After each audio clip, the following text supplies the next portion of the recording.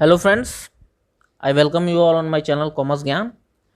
पिछले वीडियो में हमने देखा था कि टाटा स्टील और कोरस कंपनी की केस स्टडी क्या थी, किस तरीके से टाटा स्टील कंपनी ने कोरस को एक्वायर किया और जो भी उसके प्रॉब्लम उसने फेस किए वो सारी बातें हमने देखी थी। तो दोस्तों, इस पार्ट में हम इसके बारे में अब आगे बात करते हैं। तो बिज़नेस फिनेंस के बारे में हम बात करेंगे दोस्तों कि बिज़नेस फिनेंस एग्जैक्टली में होता क्या है। तो चलिए आज की वीडियो को स्टार्ट करते हैं। तो दोस्तों, पहले आप इस बात को अंडरलाइन कर लीजिए, money required for carrying out business activity is called business finance. दोस्तों, जैसा कि आप सभी जानते हैं कि हर चीज़ के लिए पैसा रिक्वायर्ड है। जैसे मान लीजिए कि सरकार चलानी है, देश की सरकार चलानी है, तो उसको भी पैसा रिक्वायर्ड होता है चलाने के लिए। तो उसको हम क्या बोलते हैं? Public finance. अब आपको कुछ पर्सनल काम है, उसके लिए भी पैसा चाहिए। आपको मोबाइल ख़रीदना है, आपको शॉपिंग करना है, तो उसके लिए भी पैसा चाहिए, तो उसको हम कहेंगे पर्सनल फिनेंस। तो उसकी जैसा सेम उसी तरीके से है कि हमको अब बिज़नेस चलाना है।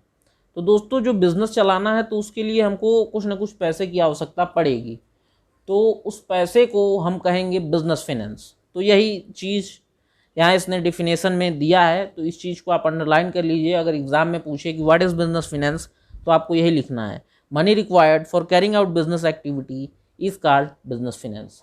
तो दोस्तों, सवाल उठता है कि बिजनेस एक्टिविटी मतलब क्या। तो जैसा कि आप सभी लोग तो पढ़े होंगे क्लास 11th में कि इंडस्ट्री और कॉमर्स ये दोनों चीज़ें बिजनेस एक्टिविटी के अंदर आती है।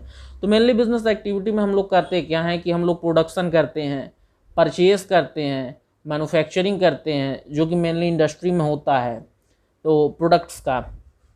उसके बाद उसको मार्केट में ले जाते हैं, सेल करते हैं, मार्केटिंग करते हैं। तो ये सारी चीज़ें कॉमर्स में आती हैं। तो यही बिजनेस एक्टिविटी है, प्रोडक्शन करना, उसका मैन्युफैक्चरिंग करना, उसको सेल करना, मार्केटिंग करना। तो ये सारी चीज़ें करने के लिए हमें जो पैसे की रिक्वायरमेंट होती है, उस पैसे को हम कहते हैं बिजनेस फिनेंस। ठीक है दोस्तों, तो चलिए अब आगे देखते हैं। तो almost all business activity require some finance. सभी को बिजनेस फिनेंस की ज़रूरत तो पड़नी है, जितने भी बिजनेस है, क्योंकि अगर आपके पास फिनेंस नहीं है तो आप बिजनेस नहीं चला सकते। Finance is the blood of business. मतलब फिनेंस वो खून के तरीके है जो बिजनेस के लिए चलाती है। अगर आपके शरीर में खून नहीं है तो आप जिंदा नहीं रह सकते, आपका शरीर फंक्शन नहीं कर सकता। उसी तरीके से बिजनेस के अंदर फिनेंस होता है, जो कि उसके ब्लड के तरीके वर्क करता है। ठीक है दोस्तों, तो बिजनेस फाइनेंस और बहुत सारी चीज़ों के लिए हमें रिक्वायर्ड होता है। जैसे कि मान लीजिए कि if the company wants to modernise, यानी वो कुछ नया उसमें लाना चाहे। जैसे कि हम लोग मोबाइल कंपनी में जाते हैं रोज़, कभी एंड्रॉयड 8 आता है ओरियो, कभी 9 पाई, कभी 10 आ जाएगा। तो इस तरीके से मॉडर्नाइज होता रहता है लगातार। तो अगर आप बिज़नेस को मॉडर्नाइज करना चाहते हैं तो डेफिनेटली पैसे की रिक्वायरमेंट होगी। अगर आप बिज़नेस को एक्सपेंड करना चाहते हैं और बड़े स्तर पे लेना चाहते हैं, जैसे कि अगर आप भारत में चला रहे हैं, अब आपको इंटरनेशनल होना है, मल्टीनेशनल बनना है, तो उसके लिए भी बहुत सारे पैसे की रिक्वायरमेंट होगी। तो ऐसे ही बहुत सारे बिजनेस फिनेंस की ज़रूरत पड़ती है। हमें कुछ टेंजिबल एसेट खरीदना है, तो इंटेंजिबल एसेट खरीदना है, तो हमें डे टू डे ऑपरेशन करना है, तो हमें बिजनेस फिनेंस की आवश्यकता पड़ती है। ठीक है दोस्तों, तो इसे हम कहते हैं बिजनेस फिनेंस। अब बात आती है कि फिनेंशियल मैनेजमेंट क्या होता है। तो दोस्तों, सिंपल सी बात है कि आप जो भी चीज़ें मैनेज करेंगे तो उसको हम कह देंगे कि ये इस चीज़ की मैनेजमेंट है। जैसे कि आप लोगों ने सुना होगा होटल मैनेजमेंट। क्या होता है? बेसिकली होटल है, उसको मैनेज करना है तो उसको होटल मैनेजमेंट कर देंगे। शो मैनेजमेंट, बहुत सारे लोग आते हैं जो कुमार विश्वास है अपना शो करेंगे, मिक्का सिंह है अपना शो करेंगे। तो लोग शो करेंगे तो उसका मैनेजमेंट कोई ना कोई करेगा ना, तो उसको कहते हैं शो मैनेजमेंट। तो उसी तरीके से है, अब ये बिजनेस फिनेंस जो है इसका कोई ना कोई मैनेजमेंट तो करेगा बिजनेस में, तो उसको हम कहेंगे फिनेंशियल मैनेजमेंट। ठीक है दोस्तों, तो मेनली क्या है, what is financial management? Financial management is the management of the business finance. ठीक है दोस्तों, बस इतना है। अब आगे देखिए, all finance comes at some cost. It is quite imperative that it needs to be carefully managed. जाहिर सी बात है, इसको मैनेज तो करना पड़ेगा। Financial management is concern with optimal procurement as well as the usages of finance. इस चीज़ को आप थोड़ा सा अंडरलाइन कर लीजिए कि financial management is concern with optimal procurement as well as the usages of finance. ठीक है दोस्तों, तो मतलब क्या हुआ इसका कि हमें फिनेंशियल मैनेजमेंट जो है वो बेसिकली क्या करता है, वो करता क्या है कि हमें जितना पैसे की रिक्वायरमेंट हो उतना ही पैसा हम कलेक्ट करें। ठीक है, न ज़्यादा न कम। और साथ ही साथ ये भी ध्यान दें कि जो पैसा हम कलेक्ट कर रहे हैं वो जिस चीज़ के लिए कलेक्ट कर रहे हैं उसी काम में हो, ऐसा ना हो कि वो दूसरे काम में लग जाए। ठीक है दोस्तों, तो इसी को कहते हैं फिनेंशियल मैनेजमेंट। जो कि बिजनेस फिनेंस को मैनेज करना है तो उसको फिनेंशियल मैनेजमेंट करेंगे। और आगे आप बढ़ा के लिख देंगे कि it is concern with optimal procurement as well as the usages of finance, कि मतलब जितना आवश्यक हो उतना कलेक्ट करें, प्रोक्योर करें मार्केट से, और उसका यूजेस भी करें सही तरीके से जिस लिए हम लिए हैं। ठीक है दोस्तों, तो इसको कहते हैं हम फिनेंशियल मैनेजमेंट। अब आगे बढ़ते हैं दोस्तों। अब देखते हैं हम कि फिनेंशियल मैनेजमेंट आखिर हमारे लिए इतना इम्पोर्टेंट क्यों है ये फिनेंशियल मैनेजमेंट हमारे लिए इतना इम्पोर्टेंट। तो जाहिर सी बात दोस्तों कि the size and the composition of fixed asset of the businesses, जैसा कि आपने देखा था टाटा स्टील कंपनी में भी कि जो कोरस कंपनी का उसने जब बिज़नेस एक्वायर किया था तो एक बहुत सारे फिक्स्ड एसेट उसके पास तुरंत आया था। तो इतना बड़ा अमाउंट उसका एक तरीके से ब्लॉक हो गया था। मतलब अब आपको वो अगर रिकवर ना हो तो कंपनी के लिए दिक्कत होगी, बिज़नेस कहीं ना कहीं आपका ख़तरे में पड़ जाएगा। जैसा कि आपने देखा था अभी रिसेंटली श्रीलंका में घटना घटी थी कि जो हम्बनटोटा पोर्ट है उसमें सोचा गया था श्रीलंका गवर्नमेंट के द्वारा कि जब इसको चाइनीज़ गवर्नमेंट बनाएगी तो बहुत सारा इसमें व्यापार होगा यहाँ से, इस पोर्ट से, लेकिन वैसा हुआ नहीं। लेकिन अब अगर वैसा नहीं होगा तो क्योंकि इतना ज़्यादा इन्वेस्टमेंट हो चुका है, वो इतना ज़्यादा फिक्स्ड एसेट क्रिएट हो चुका है एक तरीके से, तो अगर वो प्रॉपर रिटर्न ना करे तो डेफिनेटली दोस्तों जो है बहुत ज़्यादा लॉस होगा। तो इसके लिए हमें फिनेंशियल मैनेजमेंट की रिक्वायर्ड पड़ती है, क्योंकि हमको फिनेंशियल मैनेजमेंट करना इतना ज़रूरी है क्योंकि बहुत सारा पैसा लगता है। और आप सब तो जानते हैं कि थोड़ा थोड़ा पैसा आप कहीं कुछ करेंगे, आपको मोबाइल ख़रीदना है, 10,000 रुपये की मोबाइल ख़रीदना है, तो आप देखते हैं कि कौन सी मोबाइल लें, कौन सी अच्छी है, कौन सी ख़राब है। तो जब इतना छोटा सा आप डिसीजन लेते हैं तो 10,000 का अमाउंट भी अगर उसमें इन्वॉल्व होता है तो आप इतना सोचते हैं। तो इतना बड़ा डिसीजन जब लिया जाएगा, जब उसमें लाखों करोड़ों लगे होंगे, तो उसके लिए आप दोस्तों वो कितना क्रिटिकल होगा आप समझ सकते हैं। आगे देखते हैं हम दोस्तों, the quantum of the current asset and it's breakup into cash, inventory and receivables. जाहिर से दोस्तों कि जितना ज़्यादा आप फिक्स्ड एसेट क्रिएट करेंगे उतना ज़्यादा आपको करेंट एसेट की आवश्यकता पड़ेगी। जैसे आप ट्रांसपोर्ट का बिजनेस है आपका, आप 2 ट्रक से बढ़ा के 4 ट्रक करेंगे तो अब आपको पहले से अपेक्षा पेट्रोल ज़्यादा लगेगा, ड्राइवर की पेमेंट ज़्यादा करनी पड़ेगी। तो ज़्यादा फिक्स्ड एसेट रखेंगे तो आपको करंट एसेट भी ज़्यादा मेंटेन करके रखना पड़ेगा। तो ये सब फिनेंशियल मैनेजमेंट के लिए बहुत ही इम्पॉर्टेंट है। ठीक है दोस्तों, बाकी the amount of the long term and short term funds to be used. जाहिर सी बात है दोस्तों कि जब आप जो बिज़नेस करते हैं, तो जब आप बिज़नेस फिनेंस मार्केट से उठाते हैं तो आपको ध्यान देना पड़ेगा कि आप शॉर्ट टर्म सोर्स इस्तेमाल करें या लॉन्ग टर्म सोर्स इस्तेमाल करें। आगे इस जैसे ही हम इस बुक में आगे बढ़ेंगे तो हम बात करेंगे कि कौन कौन से शॉर्ट टर्म फिनेंस हैं, कौन कौन से सोर्स हैं जो लॉन्ग टर्म के फिनेंस हैं। तो दोस्तों बेसिकली एक एजम्पशन मान लिया जाता है। एजम्पशन क्या है, ये सत्य है, आप सभी समझ सकते हैं इसको कि दोस्तों ये है the underlying assumption here is that current liability cost less than the long term liability, यानी करेंट लाइबिलिटी की कॉस्ट कम होगी लॉन्ग टर्म लाइबिलिटी की अपेक्षा, बट लॉन्ग टर्म लाइबिलिटी में आपको लिक्विडिटी ज़्यादा मिलेगी।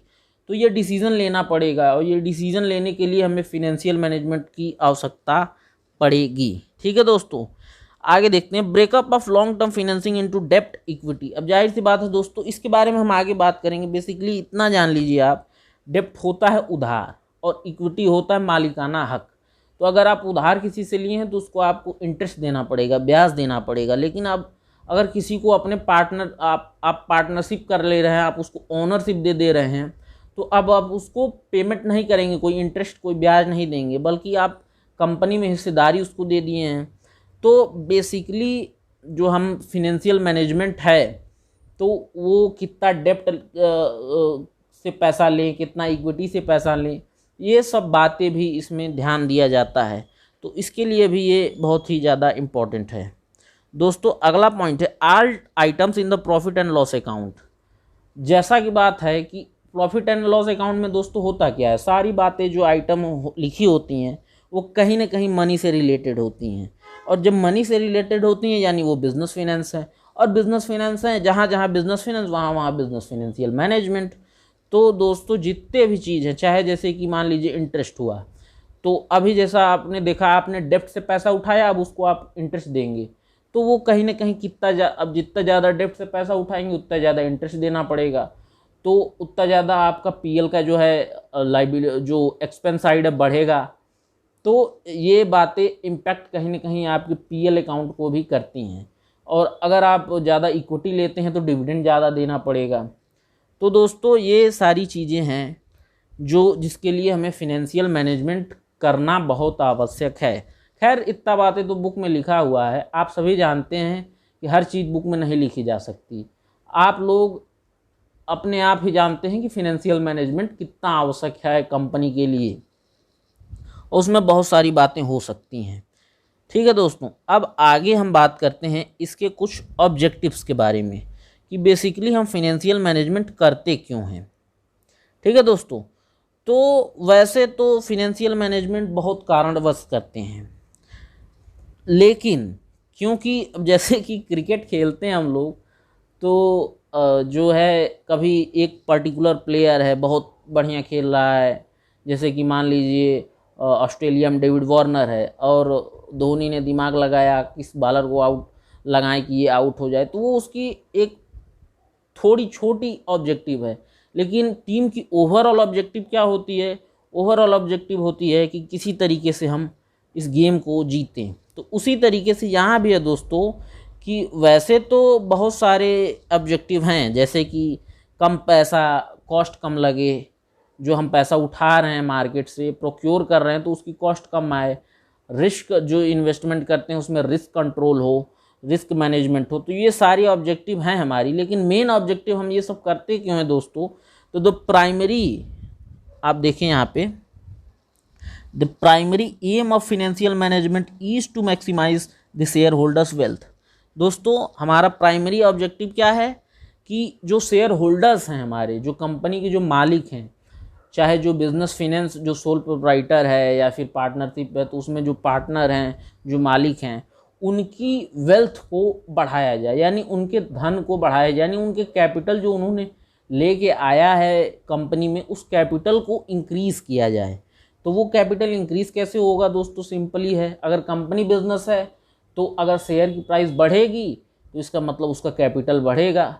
ठीक है दोस्तों, तो ये फिनेंशियल मैनेजमेंट करने का हमारा बेसिक एंड मेन ऑब्जेक्टिव यही है कि to maximise the share holders wealth. जब भी एग्जाम में पूछे what is the objective of financial management, आप लिखेंगे कि the primary objective is to maximise share holders wealth. और या फिर इसी को अगर वो केस स्टडी में पूछे, चाहे किसी तरीके से भी पूछे, अगर घुमा के इसी को वेल्थ मैक्सिमाइजेशन कह दे कि व्हाट इज वेल्थ मैक्सिमाइजेशन, तो आप यही बात है कि वेल्थ मैक्सिमाइजेशन मतलब उनके शेयर होल्डर्स की वेल्थ को बढ़ाएं। तो इसको वेल्थ मैक्सिमाइजेशन कॉन्सेप्ट भी कहते हैं। ठीक है दोस्तों, तो अब ये तो हमारी प्राइमरी ऑब्जेक्टिव हुई। तो और बहुत सारे ऑब्जेक्टिव हैं, जैसे कि कंपनी प्रॉफिट के लिए काम करती है, तो प्रॉफिट मोटिव भी बिजनेस मैनेजमेंट, अगर हम बिजनेस फिनेंशियल मैनेजमेंट करेंगे तो हमारी मोटिव प्रॉफिट तो होगी, हमेशा होगी कि प्रॉफिट भी कमाएं, लेकिन ओवरऑल तो हमारी यही ऑब्जेक्टिव है कि शेयर होल्डर्स का वेल्थ बढ़े। ठीक है दोस्तों, तो ये तो कुछ हमारे ऑब्जेक्टिव्स हो गए। चलिए अब हम आगे बात करते हैं दोस्तों, किसी चीज़ की मैनेजमेंट करनी है तो वो कौन करेगा? तो वो मैनेजर करेगा। तो अब जैसे सरकार चलानी है तो कौन चलाएगा? प्राइम मिनिस्टर चलाएगा। तो अब प्राइम मिनिस्टर को डिसीज़न लेने का पावर है और वो डिसीज़न लेता है। तो जैसे कि जीएसटी लेके आए प्रधानमंत्री नरेंद्र मोदी, जैसा कि उन्होंने नोटबंदी किया, आर्टिकल 370 हटाया, तो ये सारी डिसीजंस उन्होंने लिया। तो as a manager, as a financial manager, जो कि कंपनी में बेसिकली सीएफओ होते हैं, चीफ फिनेंशियल ऑफिसर, उन्हें भी मैनेजमेंट करने के लिए कुछ डिसीजंस लेने पड़ते हैं। जो वो फिनेंस का मैनेजमेंट करेंगे तो उसके लिए उन्हें कुछ डिसीजंस लेने पड़ते हैं। तो वो बेसिकली 3 तरीके के डिसीजंस होते हैं दोस्तों। कौन कौन से डिसीजन होते हैं तो देखिए, ठीक है दोस्तों। तो देखिए, फिनेंशियल डिसीजन बेसिकली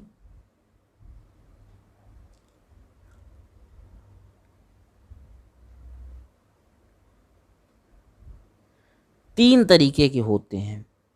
सबसे पहली चीज इन्वेस्टमेंट डिसीजन, दूसरी चीज फिनेंसिंग डिसीजन और तीसरी चीज डिविडेंड डिसीजन। ये बेसिकली 3 तरीके के डिसीजंस होते हैं जो हर कंपनी का जो चीफ फिनेंशियल ऑफिसर है या फिर हर जो पार्टनरशिप हुआ या अदर फॉर्म ऑफ बिजनेस हुआ तो उसके मालिक को लेना पड़ता है ये सारी डिसीजंस। तो दोस्तों अब इसको हम समझेंगे हमारे एक डायग्राम के द्वारा जो इसी बुक में दिया गया है आगे। तो चलिए दोस्तों ये देखते हैं कि ये डायग्राम हमें क्या बताता है।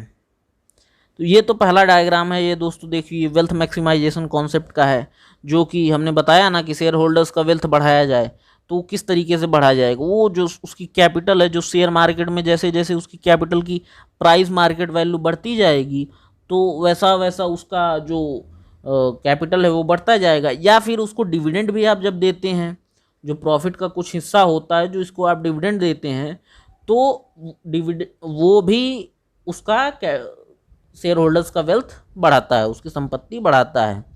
ठीक है दोस्तों।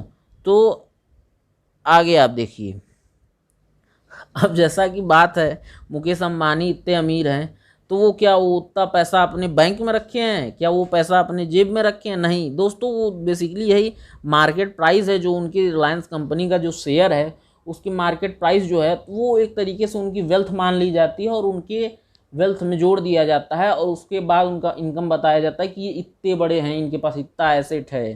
ठीक है दोस्तों। तो ऐसा नहीं है कि वो उनके पास कैश में रहता है।